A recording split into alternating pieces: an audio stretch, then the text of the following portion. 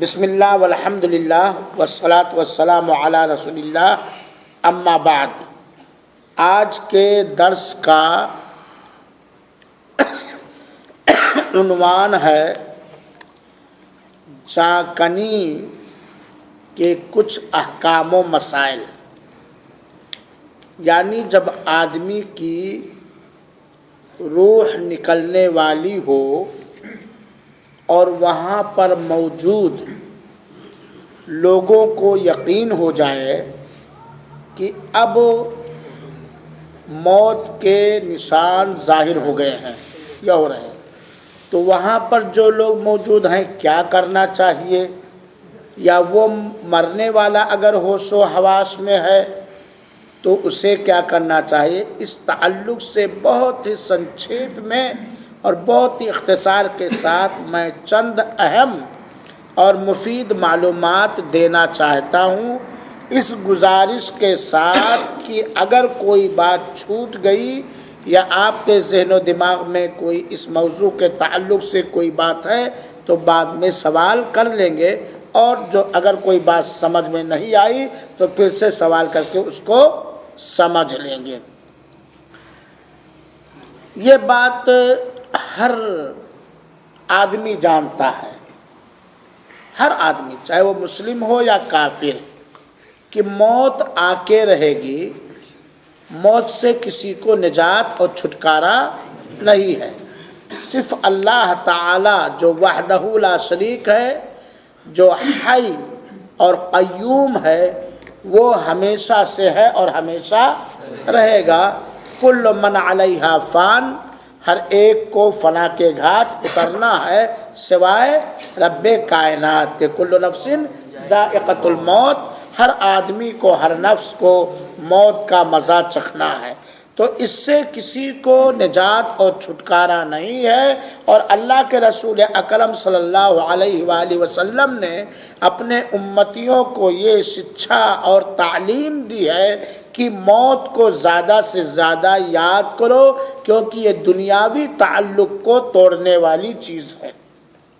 اور یقیناً آپ اگر تنہائی میں بیٹھ کر کے یہ یاد کر لیں کہ ایک دن یار مر جائیں گے، کفنایا جائے گا وغیرہ وغیرہ وغیرہ، تو یقیناً آدمی کے دل میں خوف اور دہشت پیدا ہوتی ہے، اور وہ اپنے گناہوں سے توبہ کر کے رب کی طرف بھاگنے اور پلٹنے کی کوشش کرتا ہے۔ تو موت یہ برحق ہے، موت یہ حق ہے اور اس سے کسی کو نجات نہیں۔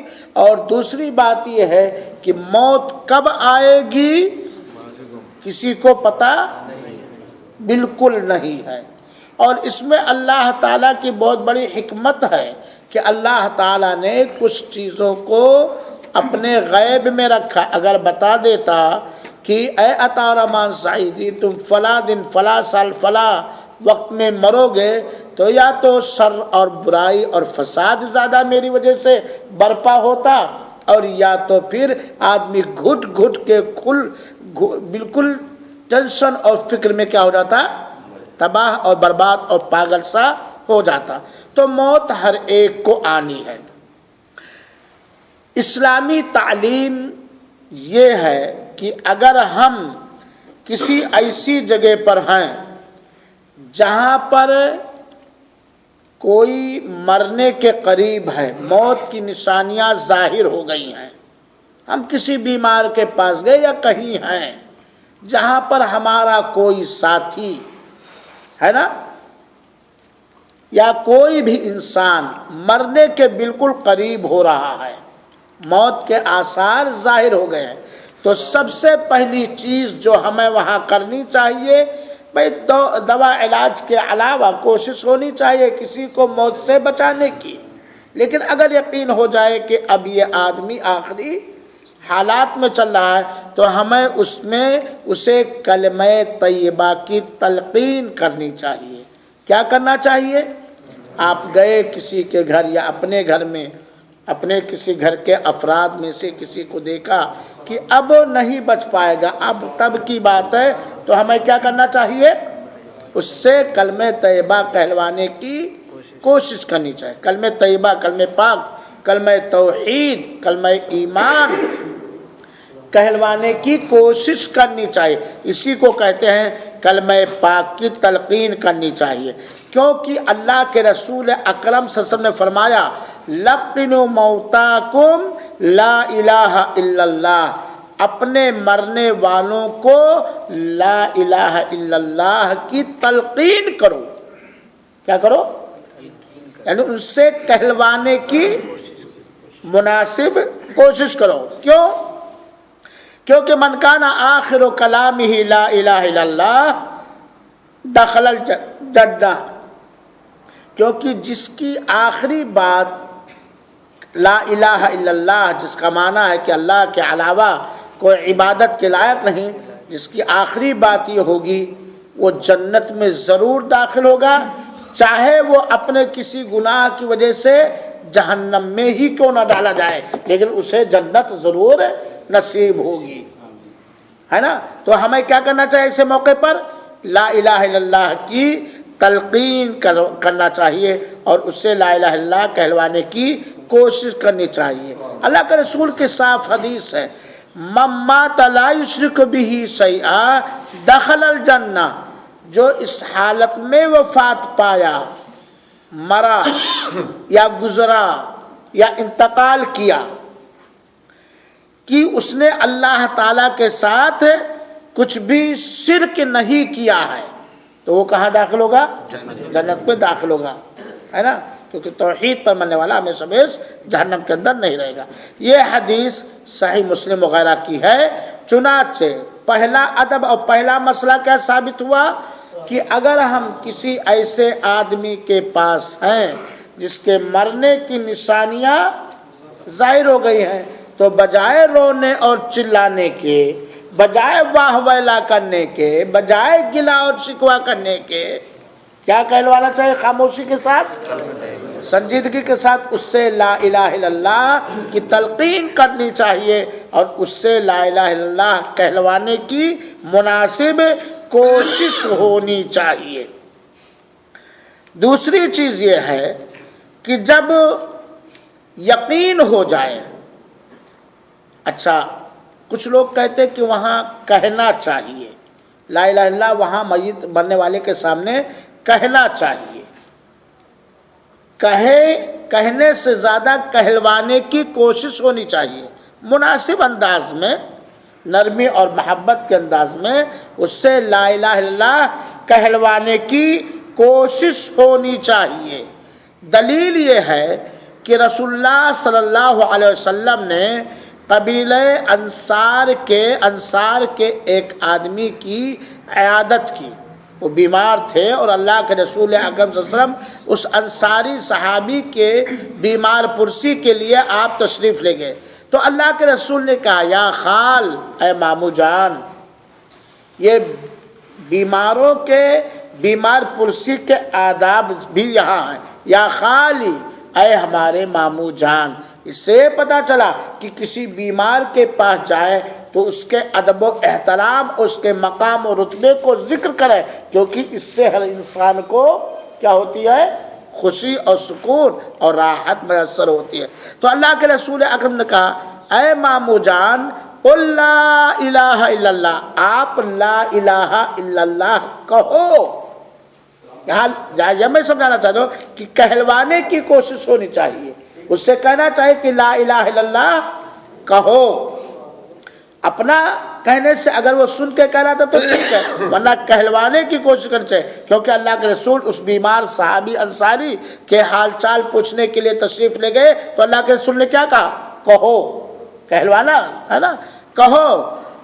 تو وہ بیمار صحابی نے کہا کہ مامو کی چچا، آپ مجھے مامو کہیں گے کہ چچا کہیں گے؟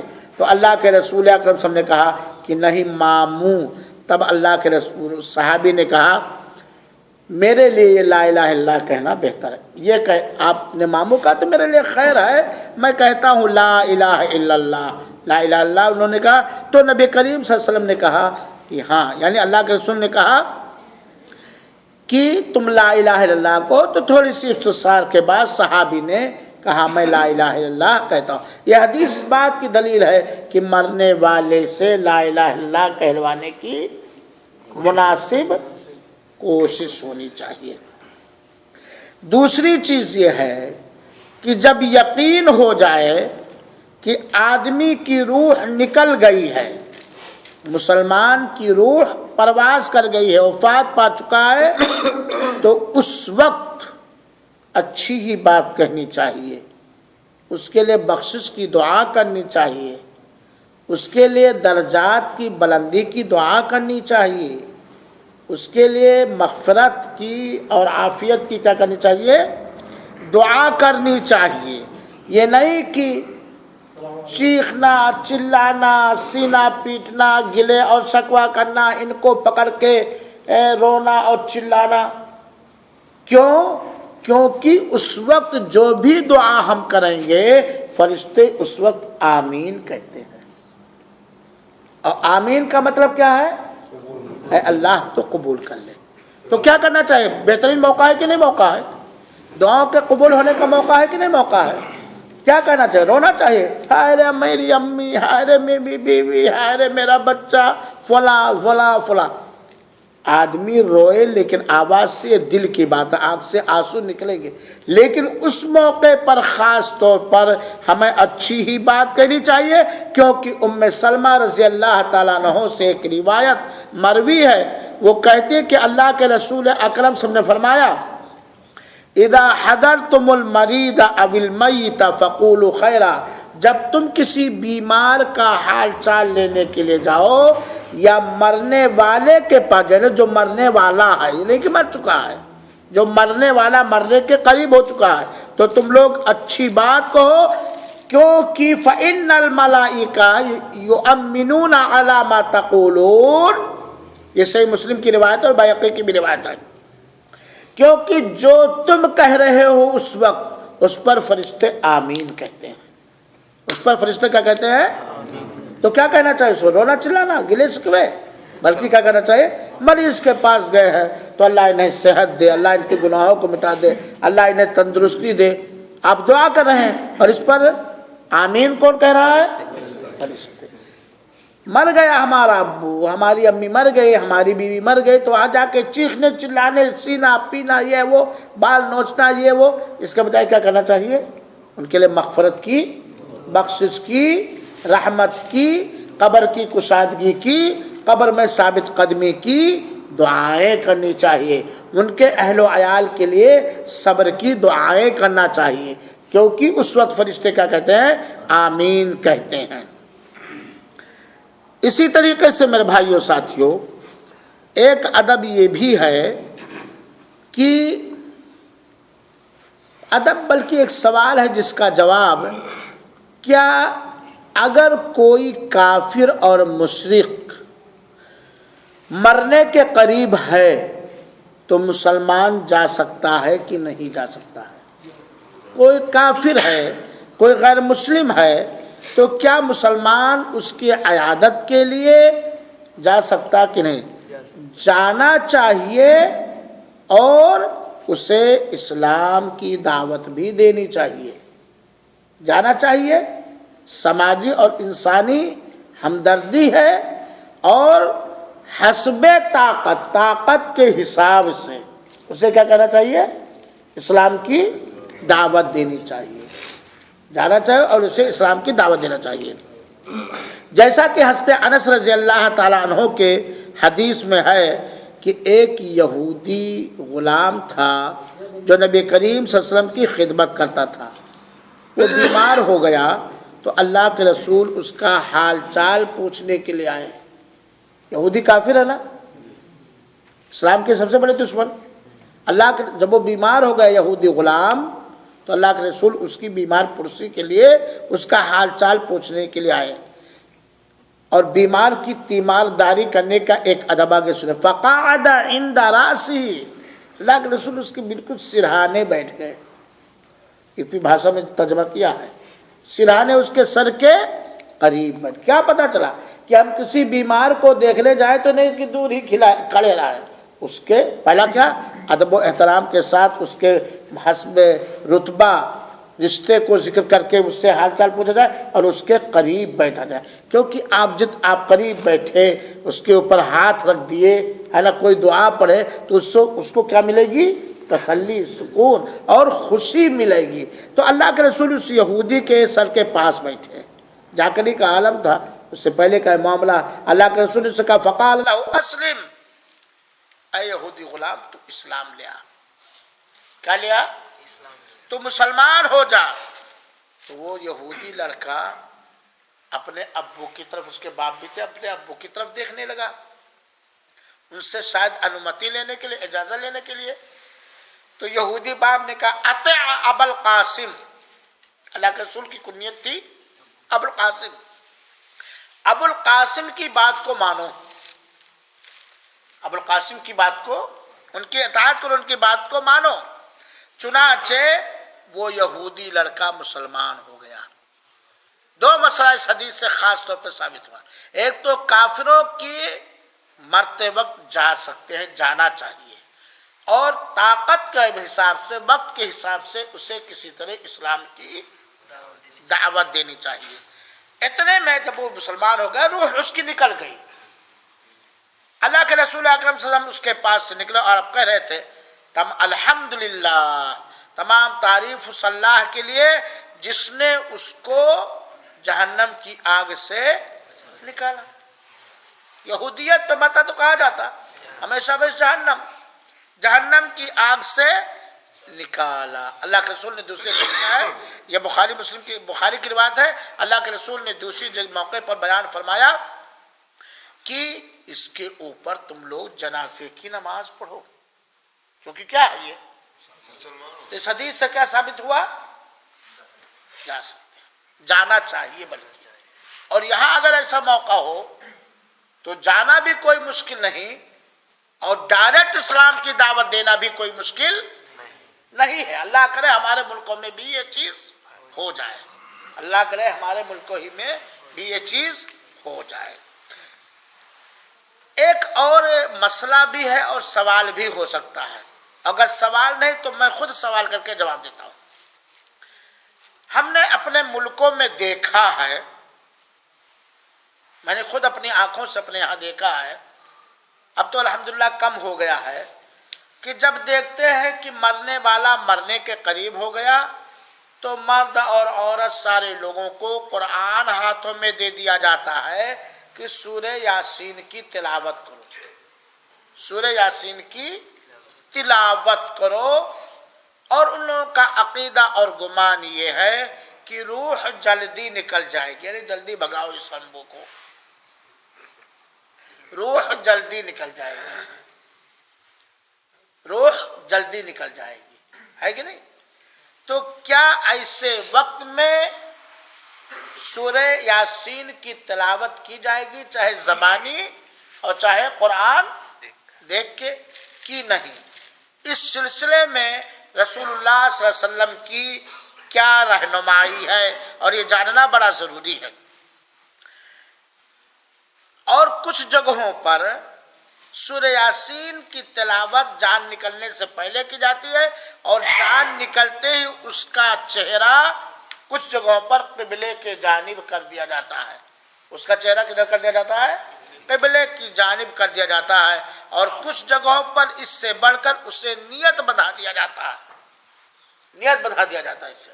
اور جب نہلانے کا ٹائم ہوتا ہے تو آستین وغیرہ نکالنا، کپڑے نکالنا مشکل ہوتا ہے، یہاں تک کہ اسے کاٹنا پڑتا ہے۔ ہم نے اپنی آنکھوں سے اپنے گاؤں میں اس چیز کو دیکھا ہے نا۔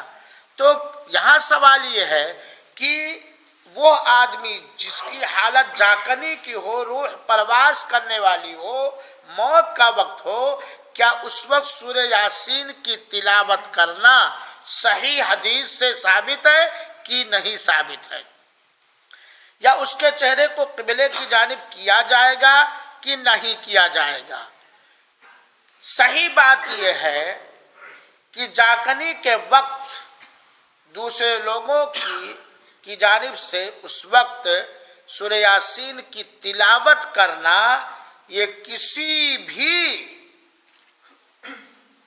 قابل اعتماد صحیح حدیث سے ثابت نہیں ہے، کسی بھی قابل اعتماد محدثین کے اصول کے حساب سے یہ حدیث ثابت نہیں ہے۔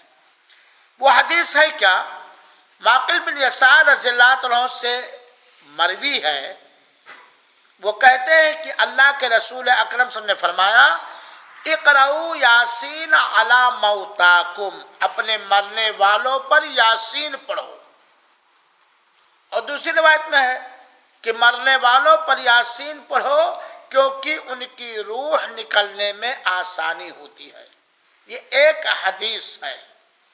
اب یہ حدیث صحیح ہے کہ ضعیف؟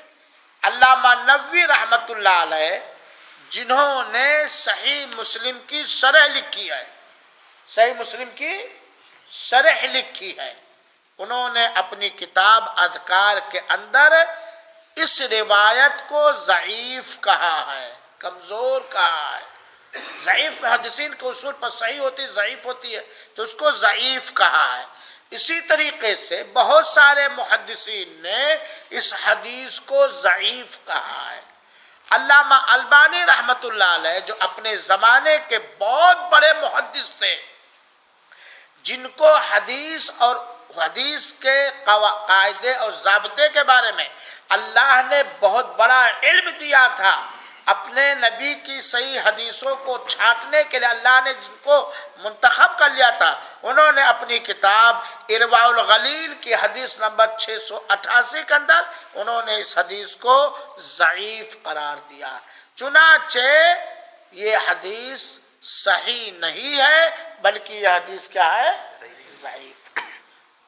حدیث ضعیف ہے، اور جب حدیث ضعیف ہے تو اس پر عمل کرنا درست اور مناسب اور صحیح نہیں ہے۔ تو مرنے والے کے پاس بیٹھ کر کے سورہ یاسین پڑھنا یہ صحیح حدیث سے ثابت نہیں ہے، بلکہ میں نے پہلے بتلایا جو صحیح حدیث ہے اور صحیح مسلم اور دوسری حدیث کی کتابوں کی ہے کہ مرنے والے کے قریب بیٹھ کر کے کیا کرنا چاہیے؟ اسے لا الہ الا اللہ کی تلقین کرنا چاہیے، چاہے روح آسانی سے نکلے اور چاہے روح پریشانی سے نکلے۔ اگر وہ لا الہ الا اللہ کہتے ہوئے مرا تو یقیناً کہاں جائے گا انشاءاللہ العزیز؟ لیکن اگر پہلی بات تو یہ حدیث ضعیف ہے، اگر آپ کے سورہ یاسین پڑھنے سے روح اس کی جلدی نکل گئی لیکن لا الہ الا اللہ کا اقرار کرنے والا یا لا الہ الا اللہ کے تقاضوں اور چاہتوں کو پوری کرنے والا نہیں ہے تو جلدی جہنم چلا جائے گا۔ تو یہ حدیث کیا ہے؟ ضعیف، لہذا اس پر عمل نہیں کیا۔ اور یہ حدیث بہت پھیلی ہوئی ہے، یہ حدیث بہت پھیلی ہوئی ہے، لوگ اس کو زیادہ دراصل ماننے کہاں سے صحیح حدیثیں کم اور ضعیف حدیثیں لوگوں نے بکواس زیادہ کر لیا، کیونکہ اس میں کہیں نہ کہیں کوئی آمدنی کا ذریعہ ہے، کوئی آمدنی کا ذریعہ۔ ہمیں وہاں پہ دعا کرنی چاہیے روح نکلنے کے بعد، مغفرت و بخشش کی، اور خاموش رہنا چاہیے۔ شور اور ہنگامہ رونا پیٹنا کا کام نہیں ہونا چاہیے، اور کوشش ہو کہ اس سے لا الہ الا اللہ کہلوایا جائے، ہے نا۔ اور قبلے کے وہ چہرے کو پھیرنے کو بہت بڑے تابعی حضرت سعید بن مسیب نے اس کا انکار کیا ہے، اور بہت سارے لوگوں نے اس بات کو بدعت قرار دیا ہے کہ قبلے کی جانب اس کا چہرہ نہیں پھیرا جائے گا، کیونکہ اگر وہ مسلمان ہو کے مر رہا ہے، صحیح مسلمان، تو زندگی میں ہمیشہ اس نے قبلے کا احترام کیا ہے اور قبلے کی قدر کی ہے، اور قبلے کا احترام اور قبلے کے قدر کے حساب سے اس کے ساتھ اس کا مہربان اللہ اچھے سے اچھا معاملہ اور برتاؤ کرے گا۔ تو یہ خرافات اور بدعات میں سے ہے کہ اس کے قبلے کو وہ اور نیت کو بڑھا دیا جائے گا، بلکہ آگے بات آئے گی، اگر وقت رہا تو میں اس ہفتے میں یا اگلے ہفتے بتاؤں گا کہ روح کے نکلنے کے بعد ہمیں کیا کیا کرنا چاہیے۔ میرے بھائیوں اور ساتھیوں، جب کوئی آدمی وفات پا جائے، اپنی روح کو اللہ کے حوالے کر دے تو ایسی صورت میں جب ہمیں یقین ہو جائے کہ یہ آدمی وفات پا چکا ہے، روح نکل چکی ہے، تو ایسے آدمی کے پاس جتنے زندہ لوگ موجود ہیں انہیں کیا کرنا چاہیے؟ بات سمجھ آئی؟ پتا چلا آپ زید بیمار تھا، گئے اور آپ کے سامنے زید کی روح نکل گئی، تو اب آپ کو کیا کرنا چاہیے؟ روح نکل گئی، وہ میتوں میں ہو گیا، وفات پا گیا، آپ وہاں ہیں تو آپ کو کیا کہنا چاہیے، کرنا چاہیے؟ یہ سب آداب جاننا چاہیے۔ کوئی بتا سکتا ہے؟ آپ میں سے کچھ لوگ کہیں گے کہ سب سے پہلے اس کے جیب سے اقامہ نکال کر پتہ لگانا چاہیے کہ کفیل کون ہے اور اس کا کون قریب ہے، فون کرنا چاہیے۔ سب سے پہلے کیا کرنا چاہیے؟ سب سے انا للہ و انا الیہ راجعون، انا للہ و انا الیہ راجعون، ہے نا؟ ہم اللہ کے لیے ہیں اور اللہ ہی کی طرف پلٹنے والے ہیں۔ اور فوراً اس کی آنکھ کو بند کر دینا چاہیے، فوراً اس کی آنکھ کو بند کر دینا چاہیے۔ کیوں آنکھ کو بند کر دینا چاہیے؟ ایک حدیث سنو میرے بھائیوں، اور دینی مسائل کا علم حاصل کرتے ہوئے ساتھ ساتھ اس منظر کو بھی یاد رکھو، اس حالت کو بھی یاد کرو، کیونکہ اس سے ہم کو گزرنا ہے، اس سے ہمیں نجات اور چھٹکارا نہیں ہے، چاہے سنائیہ میں گزرنا پڑے یا سعودیہ میں یا ہندوستان میں یا پاکستان میں یا بنگلہ دیش میں یا زمین کے کسی خطے اور ایریا میں۔ سب سے پہلے روح نکلنے کے بعد یقین ہو جائے اور انا للہ پڑھنے کے بعد پہلا کام کرنا چاہیے، اس کی آنکھوں کو ڈھک دینا چاہیے، بند کر دینا چاہیے۔ اگر بند کرنے کے بعد پھر کھل جاتی تھوڑی دیر تو اس پر کوئی چیز لگا دینا چاہیے تاکہ آنکھ اس کی بند ہو جائے۔ دلیل اس کی ایک حدیث آتی ہے جو حدیث صحیح ہے، اور حدیث بیان کرنے والے مائی ام سلمہ رضی اللہ تعالی عنہا ہیں، کہتی ہیں کہ اللہ کے رسول اکرم صلی اللہ علیہ وسلم ابو سلمہ رضی اللہ تعالی عنہ کے پاس آئے، وقد شق بصرہ، اور ان کی آنکھیں پھٹ چکی تھی۔ آنکھیں پھٹ چکی تھی کیا مطلب؟ ایک دم کھلی، کہتا نہیں پھٹی پھٹی آنکھوں سے دیکھ رہا تھا۔ بہت ساری جگہوں پہ کہتے ہیں جیسے کاٹا ہوا بکرا، بکرا جب ذبح کرو تو اس کی آنکھ نہیں بند کر دی جاتی نا، اس کی آنکھ کیا رہتی ہے؟ تو کہتے ہیں ان کی آنکھیں نگاہیں پھٹ چکی تھی ایک دم، یعنی کھلی ہوئی تھی۔ تو اللہ کے رسول اکرم سے اسے ڈھک دیا، آنکھ کو دبا، ابھی تازہ تازہ روح نکلی ہے، آنکھ کو دبا دیں گے تو وہ بند ہو جائے گی، آنکھ کو دبا دیا۔ پھر اللہ کے رسول اکرم نے فرمایا، کیا فرمایا؟ ان الروح اذا قبض تبعه البصر، جب روح نکال لی جاتی ہے تو نگاہ اس کے پیچھے لگتی ہے، مرنے والے کی نگاہ اس کے پیچھے لگتی ہے۔ یہ سننا ہی تھا۔ ابو سلمہ آخری وقت میں تھے، اللہ کے رسول پہنچے تو ان کی نگاہ ایک دم کیا تھی؟ کھلی ہوئی تھی، ایسے ایک دم۔ اللہ کے رسول اکرم نے کہا کہ جب آدمی کی روح نکلتی ہے تو آدمی کی نظر اس روح کے پیچھے لگتی کہ کدھر جا رہی ہے۔ یہ سننا ہی تھا کہ ابو سلمہ کے گھر والے چیخ اٹھے۔ کیوں چیخ اٹھے؟ رونے لگے، یعنی انہیں یقین ہو گیا کہ ابو سلمہ کا انتقال ہو گیا۔ اللہ کے رسول کی اس بات سے انہیں یقین ہو گیا، کیونکہ اللہ کے رسول نے کیا کہا تھا؟ جب روح نکل جاتی ہے تو نگاہ اس کے پیچھے لگتی ہے، مطلب ابو سلمہ کی روح نکل گئی، لوگ چیخنے لگے۔ تب اس موقع پر اللہ کے رسول اکرم نے کہا لا تدعوا علی انفسکم الا بخیر، اپنے اوپر صرف خیر کی دعا کرو۔ کیا مطلب؟ اب ان کی روح نکل گئی، جیسا کہ حدیث گزر چکی ہے کہ جب مرنے کا یقین ہو جائے تو ہمیں اس وقت کیا کرنا چاہیے؟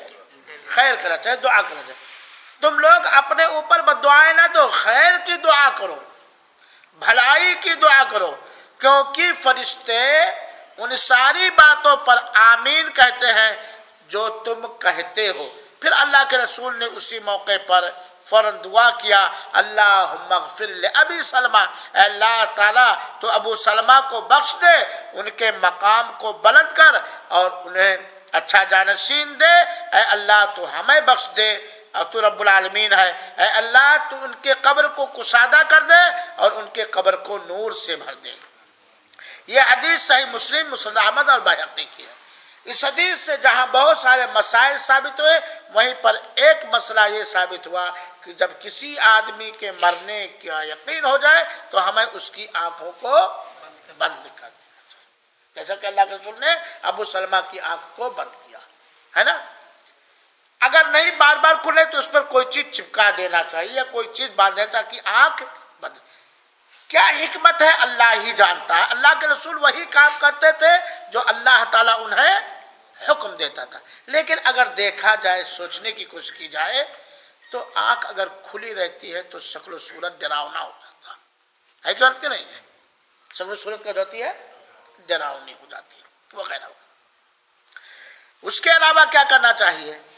کسی صاف کپڑے سے میت کے پورے بدن کو ڈھک دینا چاہیے، میت کے پورے بدن کو کسی صاف کپڑے سے، پاک کپڑے سے کیا کرنا چاہیے؟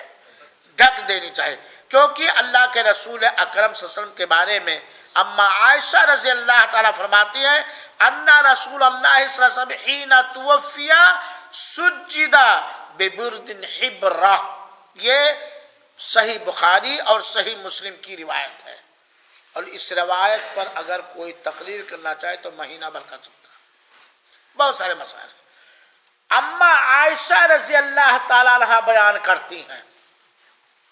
کون بیان کرتا ہے؟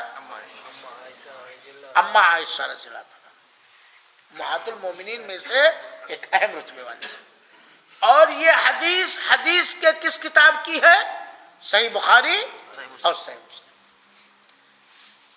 جس کے صحیح ہونے میں کوئی ڈاؤٹ اور شک نہیں۔ وہی ڈاؤٹ اور شک کرے گا جس کا علم ادھورا ہے یا جو اپنے عوام کو بیوقوف بنانا چاہتا ہے نا۔ حدیث کے الفاظ سنو۔ اما عائشہ کہتے ہیں ان رسول اللہ صلی اللہ علیہ وسلم حین توفی سجد ببردہ، جب اللہ کے رسول اکرم صلی اللہ علیہ وسلم کی وفات ہوئی، توفیہ کا مطلب وفات ہوئی، تو اللہ کے رسول کو ایک چادر سے ڈھانکا گیا۔ دو مسئلہ اہم ثابت ہو رہا ہے، اللہ کے رسول کی وفات کے بعد اللہ کے رسول کو ایک چادر سے ڈھانک دیا گیا، جس سے کیا پتا چلا، اور یہ کس نے ڈھانکا تھا؟ صحابہ کرام نے، کہ ہمارے گھر میں بھی کسی کی میت ہو تو اسے ایک چادر سے پورے بدن کو کیا کرنا چاہیے؟ ڈھانک دینا۔ یہ تو سب کرتے ہیں، اجمیر والے بھی کرتے ہیں، کعبہ والے بھی کرتے ہیں، سب کرتے کہ نہیں کرتے ہیں؟ رحمت اللہ صاحب۔ لیکن پہلا ٹکڑا ذرا غور کیجیے، لما توفیا، جب اللہ کے رسول کی وفات ہو گئی، آپ کے پاس خبر آئے کہ فلاں آدمی کی وفات ہو گئی، تو آپ کیا سمجھتے ہیں؟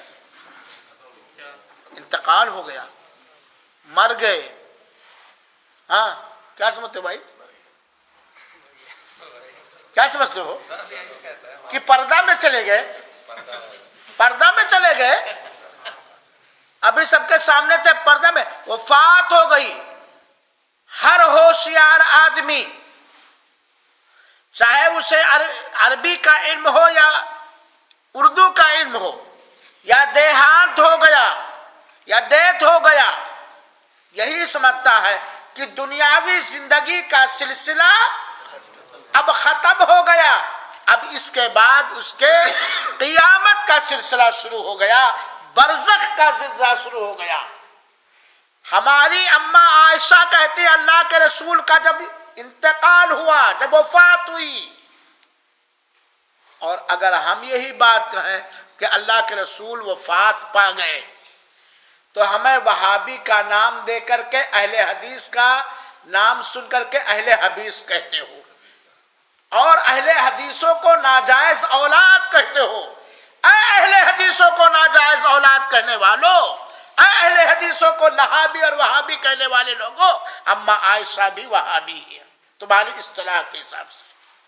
اما عائشہ کہ جب اللہ کے رسول کی وفات ہو گئی، وفات سے میرے بھائیوں کیا سمجھتے ہو؟ جو لوگ بھی میرا یہ جملہ سن رہے ہیں، جب اللہ کے رسول کی وفات ہو گئی، وفات سے کیا مطلب نکلا؟ موت ہوئی کہ نہیں ہوئی؟ بنا موت پائے ہوئے کسی کی وفات کی خبر دی جاتی ہے؟ بنا موت کے واقع ہوئے کسی کی وفات کی خبر دی جاتی ہے؟ تو اما عائشہ کہتے ہیں جب اللہ کے رسول کی وفات ہوئی، سمجھ میں آئی؟ گویا اللہ کے رسول کی وفات ہوئی ہے، اللہ کے رسول کو موت آئی ہے، اور موت ہی ایک ذریعہ ہے دنیاوی سلسلہ کو ختم کر کے آخرت میں جانے کے لیے. حضرت عیسیٰ کو ان کی ابھی وفات نہیں ہوئی ہے، ابھی وہ آسمان میں زندہ ہے، اخیر میں ان کی وفات وہ اتریں گے. ہو اللہ کے رسول کو حضرت عیسیٰ کی طرح اٹھایا نہیں گیا، بلکہ اللہ کے رسول کی وفات ہوئی ہے. وفات سے بچنے والا اللہ کے رسول کا رب ہے اور کوئی نہیں ہے کہ نہیں؟ تو ہمیں اس بات پر ایمان ہونا چاہیے، یقین ہونا چاہیے کہ اللہ کے رسول کا انتقال ہوا ہے، اللہ کے رسول کی وفات ہوئی ہے. اور جو تم کہتے ہو کہ یہ وہابی گستاخ رسول ہیں، کہتے وفات ہو گئی، مر گئے، ہم کہتے پردہ فرما گئے. ہم تم سے کہنا چاہتے ہیں کہ تم توفیہ جو عربی لفظ ہے اس کا معنی سمجھتے ہی نہیں ہو. تم ماتا جو عربی لفظ ہے اس کا معنی سمجھتے ہی نہیں ہو. توفیہ اور ماتا اور موت کا مطلب پردہ فرمانا ہرگز نہیں ہوتا لمبو. موت کا مطلب پردہ فرمانا، چلمن میں آ جانا. موت کا مطلب آپ لوگ کیا سمجھتے ہو بھائی؟ چلو موت نہ کہا جائے، ہمارے ابو آج گزر گئے، کیا سمجھو گے؟ کسی پردے میں چلے گئے. ہمارے ابو کا دیہانت ہو گیا، دیت ہو گیا، رخصت ہو گئے، انتقال کر گئے، آج وفات پا گئے، وغیرہ وغیرہ. اس سے کیا سمجھتے ہو؟ یعنی اب دنیا کی جو زندگی تھی وہ کیا ہو گئی؟ بالکل ختم. اب ایک تیسری زندگی جو برزخ کی زندگی ہے، جو قیامت کی زندگی ہے، جو مرنے کے بعد کی زندگی ہے، وہ کیا اللہ کے رسول اکرم صلی اللہ علیہ وسلم کے جسم سے اللہ کے رسول کا پاک روح نکلا کہ نہیں نکلا؟ کہاں تک بیوقوف بناؤ گے؟ ادھر تو کہتے ہو کہ وہابی وفات مانتے ہو، 12 وفات بھی منا کر کے اپنے پیٹ اور ٹیٹ بھر رہے ہو. ادھر تو کہتے ہو کہ وہابی مانتے گستاخ رسول ہے، وہ کہتے ہیں اللہ کے رسول انتقال کر گئے. ادھر کہتے ہو کہ اللہ کے رسول 63 سال ہی دنیا میں تھے. ارے انتقال نہیں کیے گئے تو ابھی عمر کیوں 63 سال کر رہے ہو بھائی؟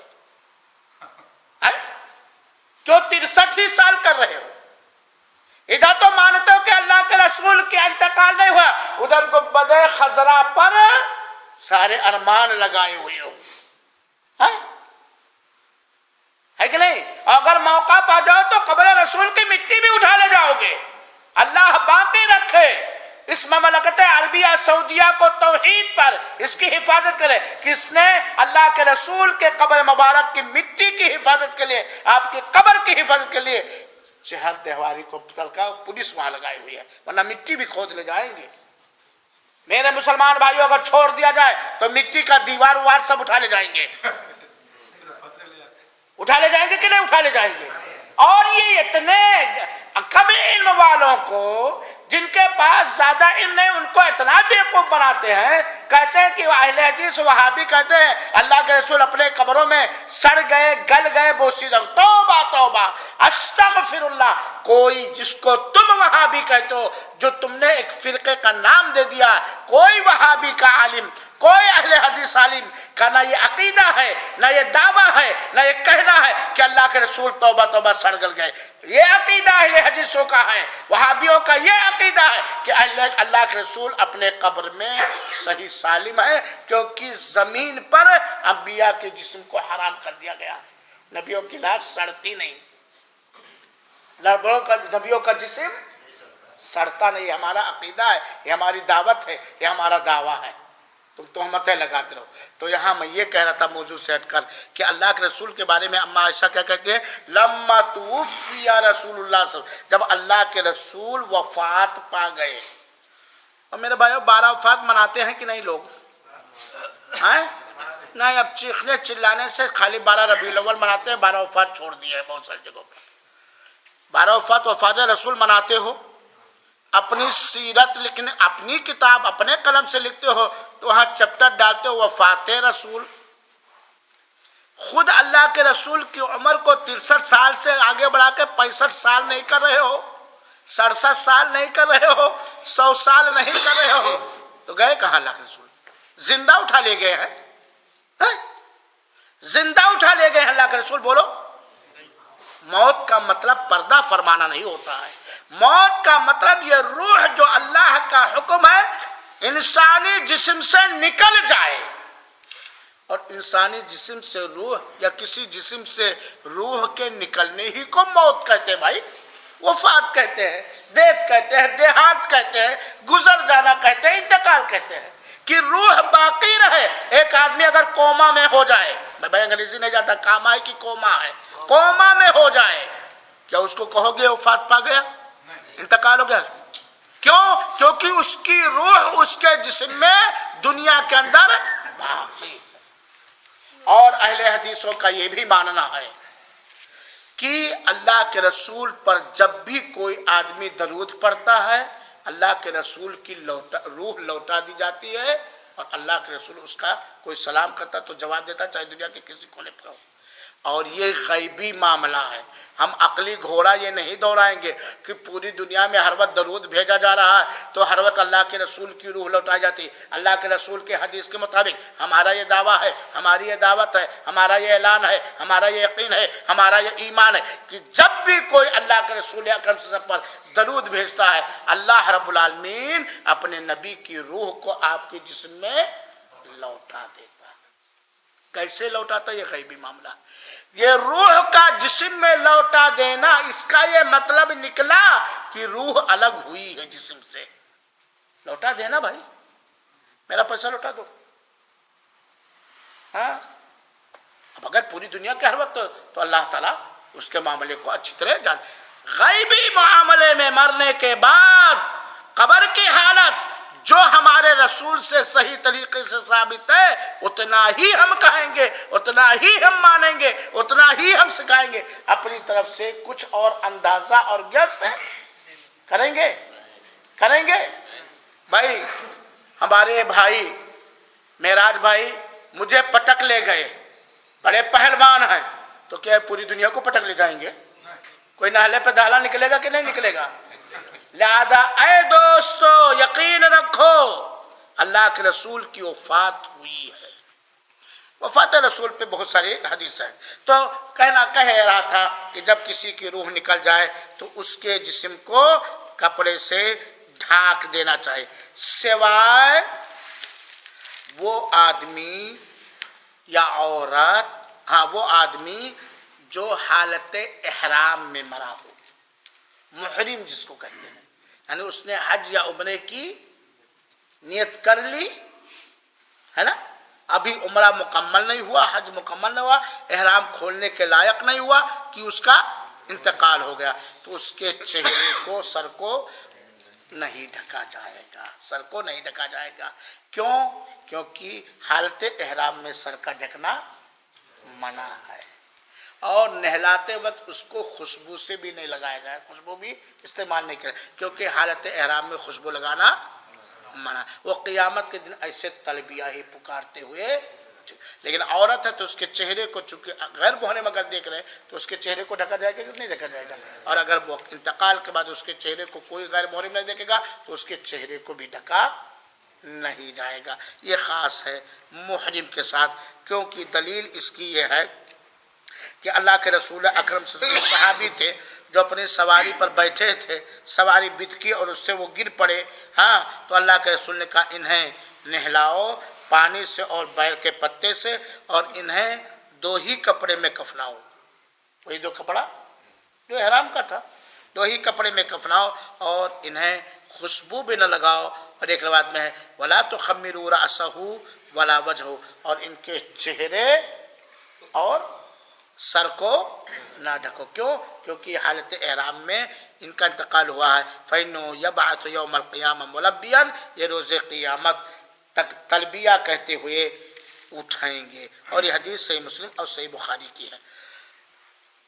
تیسری چیز، مرنے کے فوراً بعد جتنے جلدی ہو سکے انہیں دفنانے کے انتظامات کرنا چاہیے، ان کے قبر کھودنے کا، نہلانے کا، کفنانے کا، اور جتنے جلدی ہو سکے انہیں ان کے جنازے کو تیار کر کے قبر تک پہنچانے کا، یہ جلدی کرنی چاہیے، کیونکہ اللہ کے رسول اکرم صلی اللہ علیہ وسلم نے فرمایا اسرعوا بالجنازہ، جنازے کو جلدی کا کر دو، رخصت کر دو، اور یہ صحیح حدیث ہے میرے بھائیو ساتھیو، لہذا جنازے کو زیادہ تاخیر نہیں کرنی چاہیے، بہتر یہی ہے، اچھائی الا یہ کہ وہاں کوئی دینی مصلحت ہو تو حسب ضرورت وہ ہوگا، ورنہ جنازے کو جتنے جلدی ہو اسے جلدی دفن کر دینا چاہیے اور انہیں تاخیر نہیں کرنا چاہیے۔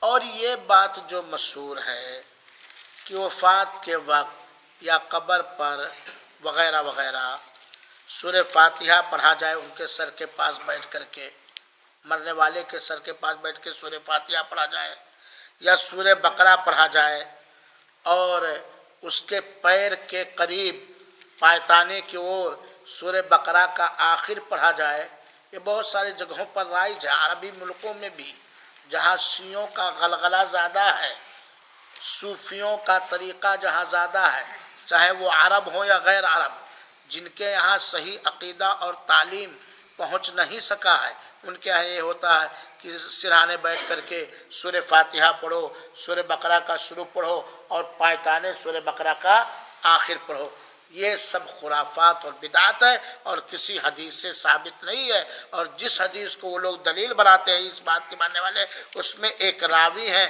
عبداللہ بن ضحاک البابلی، ان کو سارے محدثین نے متفقہ طور پر ضعیف، کمزور اور متروک کہا ہے، لہذا اس طرح کی کوئی چیز نہیں کی جائے گی۔ اور بہت ساری باتیں رہ گئیں جو انشاءاللہ العزیز اگلے درس میں بتلانے کی کوشش کروں گا۔